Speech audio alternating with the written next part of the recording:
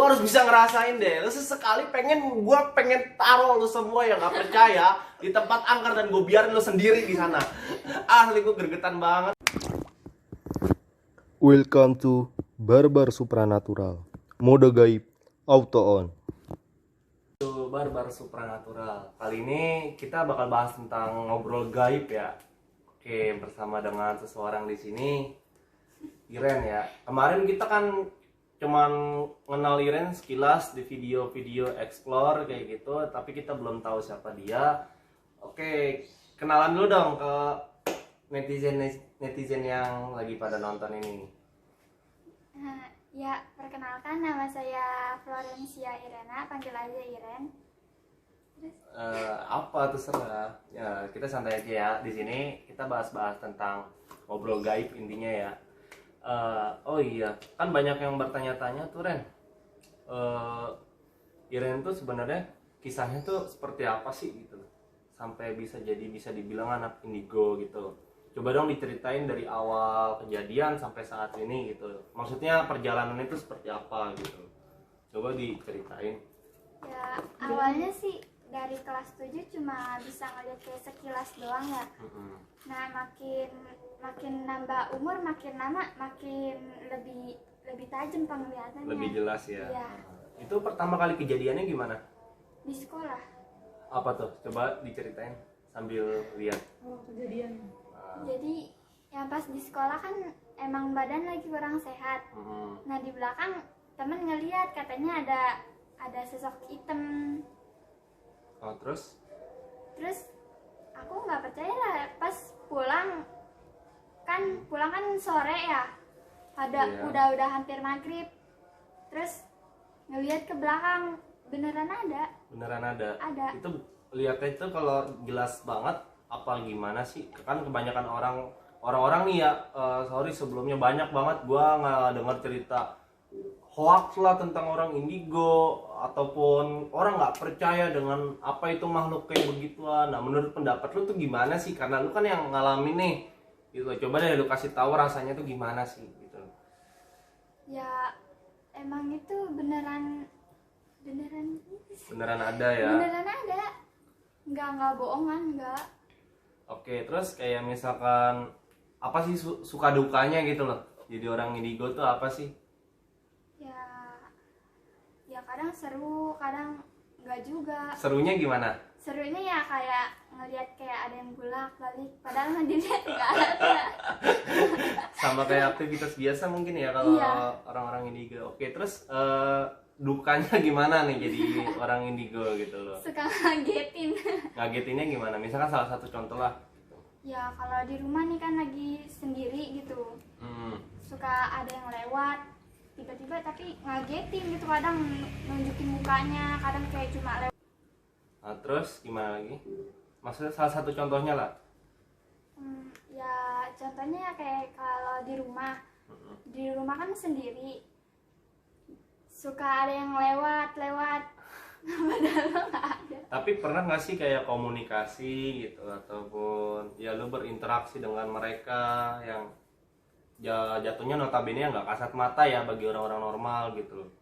Enggak sih, nggak pernah komunikasi, cuma kadang pernah ngomong jangan ganggu gitu.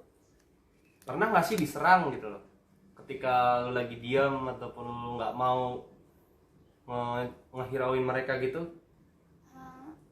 Enggak sih, nggak pernah, cuma kayak pernah diganggu banget gitu, kayak udah dibilangin jangan ganggu malah ngejatuhin barang. Oh, itu emang paling nyolot banget sih. Nah, lu nih kan sebagai anak indigo, sosialisasi lu tuh gimana sih? Biasa kan rata-rata anak indigo tuh di sosialisasinya dia kayak mungkin dia merasa terasingkan dan dia merasa terhina segala macam. Nah, kalau lu gimana? Ya gitu sih, nggak terlalu suka deket sama orang baru, cuma kayak gimana ya, mau temenan juga milih-milih dulu. Kadang kan sifatnya kan ada yang kayak gimana nggak cocok gitu sama gua. Jadi Ya, iya juga sih. iya. Oke, terus kayak misalkan ada nggak sih orang-orang yang tahu lu indigo gitu, tapi dia tuh kayak misalkan Iren, coba dong gue liatin, coba dong gue terawangin, coba liatin rumah gue, itu ada nggak sih gitu? Karena ada sepengalaman gue pun juga yang gue alamin emang gue kadang gedeknya seperti itu gitu loh. Lu kira nerawang, lu kira ngeliat kayak begitu tuh nggak ngeluarin energi gitu loh. Itu bener capek banget loh, asli. Nah, lu ada nggak sih orang-orang yang kayak gitu? ada teman sekelas, cuma ya gimana, kadang suka bilang juga sih, bilang aja nggak bisa, padahal mah bisa, cuma kayak gimana sih, capek Capek juga. ya, karena kayak gitu kan ngeluarin energi juga ya. Iya, kudu fokus juga. Karena lu pernah nggak sih dibilang kayak responnya tuh, anak indigo tuh nggak ada, hoax, settingan, acting segala macam tuh pernah nggak sih? Enggak sih. Nggak pernah ya. Iya. Nah kan banyak nih orang-orang yang mungkin emang dia sebenarnya bukan indigo tapi dia bilang indigo tuh hoax gitu loh. Nah, gue kan juga agak kesel banget ya kalau sama orang kayak gitu. Maksudnya lu nggak ngerasain tapi lu berfatwa untuk apa? Gitu. Ibaratnya lu belum pernah makan bakso, lu bilang bakso itu nggak enak dari mana? Coba, ayo. Nah, lu awalnya takut nggak sih lihat yang makhluk kayak gitu? Soalnya kan rasa takut pasti ada dong. Iya, pasti ada. Nah, lu takut nggak sih sebenarnya? Takut mah takut. Terus? Apalagi kalau kayak lagi sendiri gitu ya. Mm-mm. Takut mah takut, cuma ya kalau sering-sering berdoa mah enggak, udah biasa aja. Terus lo semakin kesini rasanya itu gimana sih? Apa udah biasa kayak ngeliat orang biasa aja? Apa gimana gitu ngeliat sosok yang tak kasat mata lah? Itu lo rasanya itu gimana sih gitu? Ya udah biasa-biasa aja sih. Tapi ada nggak sih lu pernah ketemu satu sosok yang emang lu bener-bener takut banget gitu? Ada Itu sosok apa? yang kayak mukanya hancur gitu, badannya besar gitu, itu Men. paling serem, nggak bisa dijelasin lagi. Tapi ya tiap orang mungkin beda-beda ya. Gue pun udah terbiasa sama yang kayak gitu. Tapi gue tetap ada satu sosok yang emang gue nggak suka dan gue enek aja ngeliatnya gitu loh. Nah, lu pernah nggak sih ada kejadian kayak misalkan lu ke warung atau lu ke restoran itu pakai ya mungkin kita bisa bilang dengan penglaris ya. Nah, lu pernah nggak sih nemuin? Enggak sih, soalnya jarang beli makan di luar juga. Oh, jadi no lab ya. Jadi lebih suka masakan mama. Oke. Jadi gini Ren, ini kan kita kemarin kan habis dari explore di Rumah Sakit Arya Medica tuh ya. Itu gimana sih Ren setelah lo habis dari explore itu rasanya gitu loh? Karena gue jujur ya, gue juga sendiri ngerasain di situ capek banget setelahnya. Kalau lu gimana? Ya capek, badan panas gitu, hawanya nggak menentu, kadang panas kadang dingin. Jadi beda-beda ya, karena kan energi kayak gitu emang kebenturnya ya ini banget sih, terlalu kontras banget lah jadi jatuhnya gitu loh. Nah untuk kayak misalkan kesan pesan lu ada nggak buat orang-orang yang yang pertama itu takut sama bangsa kayak gituan tuh apa sih tips triknya bisa lu kasih dong? Ya yang penting mah percaya aja sama Tuhan, karena kan derajatnya setan sama manusia lebih tinggi manusia kan. Tuh, terus yang kedua adalah nggak tips triknya untuk supaya berani, karena kan setiap orang kan udah pasti ada punya rasa takut itulah. Nah untuk menghadapinya itu gimana sih selain kita cara percaya bahwa manusia tuh derajat yang paling sempurna gitu? Banyak-banyakin doa aja sih. Banyak-banyakin doa ya. Iya. Oke, terus yang selanjutnya dari gua, apa sih kesan pesan lu untuk orang-orang yang nggak percaya bahwa orang indigo tuh ada gitu loh? Karena gua juga greget banget gitu loh. Apa-apa lu dibilang settingan hoax, ngilang. Tai banget, gua kesel banget sumpah. Karena lu harus ngerasain gitu loh. Kali-kali lu harus ngerasain jadi anak indigo gimana? Enaknya enggak? Apa gimana, suka dukanya gimana, lu tuh harus bisa ngerasain. Jangan lu cuman bisa berfatwa gitu loh. Lu harus bisa ngerasain deh. Lu sesekali gua pengen taruh lu semua yang gak percaya di tempat angker dan gua biarin lu sendiri di sana. Asli gua gregetan banget ya, karena gua juga kemarin sempet bikin konten itu banyak kan bilang ini hoax, ini bohongan, setan tuh nggak ada. Sekarang gini, kalau lo nggak percaya setan jin itu makhluk gaib ada, lo kenapa nyembah Tuhan lo yang sifatnya emang gaib? Nah gitu aja ya kan, Tuhan tuh sifatnya gaib coy. Kalau lu nggak percaya sama yang gaib, lu nyembah Tuhan lu gimana? Kecuali Tuhan lu kelihatan, lu nyembah kalajengking, lu nyembah pohon, ya itu mungkin bisa dibilang boleh settingan kayak gitu loh. Jadi itu kan dari gua. Kalau dari lu rasanya gimana sih ketika lu dibilang, ada bilang settingan lah, hoax atau acting segala macam tuh apa sih? Ya kesel aja sih, karena kan dia nggak ngerasain apa yang kita rasain. Nah benar juga sih, jadi lu sekali harus ngerasain deh. Buat lu semua yang bilang semua ini settingan, hoax, apapun itu, yuk kita ikut sama gua. Gua pengen bawa lu ke Gunung Lawu. Dan gua lepas nanti lu di pasar jin sana. Tapi untuk itu gua nggak nanggung tanggung jawabnya ya. Karena itu udah resiko lu pengen membuktikan semua itu gitu loh. Tapi sebenarnya simpelnya gini, lu tuh, gua nggak memaksakan sih, cuman saran dari gua, lu harus percaya sesuatu yang gaib. Tapi bukan berarti kita harus imani juga. Tuhan kita itu gaib, itulah yang harus kita imani. Makhluk begituan pun juga gaib, kita harus percaya untuk keberadaan mereka.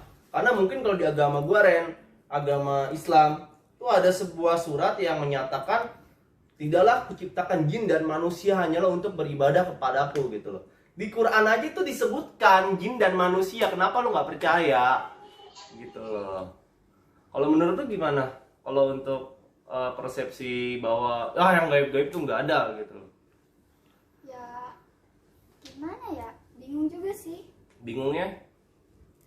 Ya kenapa gitu dia bisa menyimpulkan kayak gitu. Padahal dia sendiri nggak tahu ya. Iya, belum terlalu mengerti gitu. Gak apa-apa sih, gua doain buat kalian semua yang bilangin itu settingan, hoax atau apapun itu, gua doain kalian supaya tetap mendapatkan kebahagiaan yang luar biasa serta bisa menikmati nikmatnya Tuhan yang seperti ini gitu loh. Lu pernah gak sih kayak misalkan nolongin orang gitu, Ren, dengan kemampuan lo itu? Pernah sih. Apa tuh? Waktu SMP ya, temen ada yang katanya ada yang ngikutin gitu. Terus ya bantu doa doang sih di Pergi kelas. sendiri ya? Iya. Oke, pada intinya gini ya, kalau tips trik dari Iren kan udah, sekarang giliran gue ngasih tips trik ketika kita menghadapi bangsa kayak gitu biar nggak takut tuh gimana. Pertama, bener, gue setuju banget persepsi kata Iren, kita tuh manusia derajat yang paling sempurna. Ibaratnya lo tuh contohnya jadi presiden lah, masa presiden takut dengan rakyatnya? Kan nggak mungkin gitu. Terus yang kedua adalah lu biasa aja, aktivitas jin sama manusia tuh nggak beda jauh kok.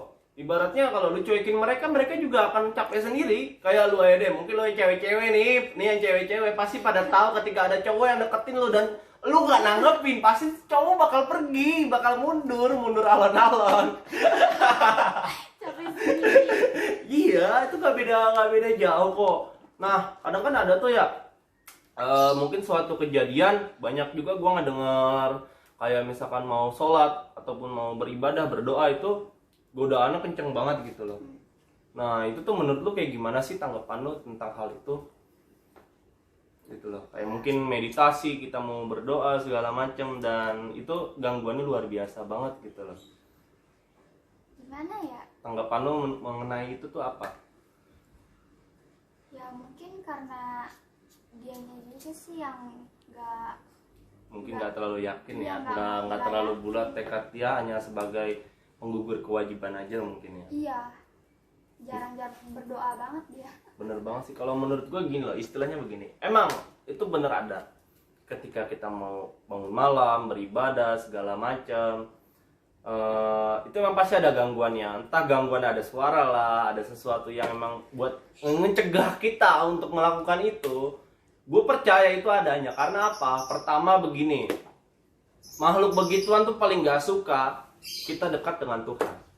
Karena memang sudah ada perjanjian kontrak sejak zaman dahulu ya, sebelum manusia diturunkan ke bumi dan iblis diusir dari surga. Itu kan ada menyatakan perjanjian iblis dengan Allah atau dengan Tuhan. Menurut agama gua, itu perjanjiannya ada. Iblis berjanji akan menggoda anak cucu Adam sampai hari kiamat tiba. Tapi Allah bilang, kamu bisa menggoda anak cucu Adam kecuali anak cucu Adam yang berpegangan teguh kepadaku. Jadi gini loh, kita cuek aja gitu. Kayak misalkan lu mau dipanggil ke guru nih, lu dipanggil wali kelas, lu ada suatu keperluan atau ada suatu kewajiban yang harus lu penuhin. Tiba-tiba temen lu tuh ngajakin ke kantin, kan mau nggak mau pasti lu cuekin dong. Dan di situ pun ketika teman lu maksa, ya wali kelas atau guru itu juga nggak bakal mungkin tinggal diam dong. Ya sama, ketika kita dapat cobaan itu, Tuhan pun nggak akan diam kok. Tuhan tahu hamba-hamba yang membutuhkan Dia untuk selalu ada di hati kita. Jadi kayak gitu loh. Oke, sekian dari kami ya. Mungkin kita nanti bakal ada part-part selanjutnya. Kita sampai sini aja. Makasih banget nih Ren, kita udah diskusi, ngobrol gaib segala macam. Mungkin kita next kita bakal ngebahas selain explore, kita akan mengungkap suatu hal yang memang tidak bisa dibuktikan dengan akal sehat. Oke, sekian dari gua dan Iren. Bye.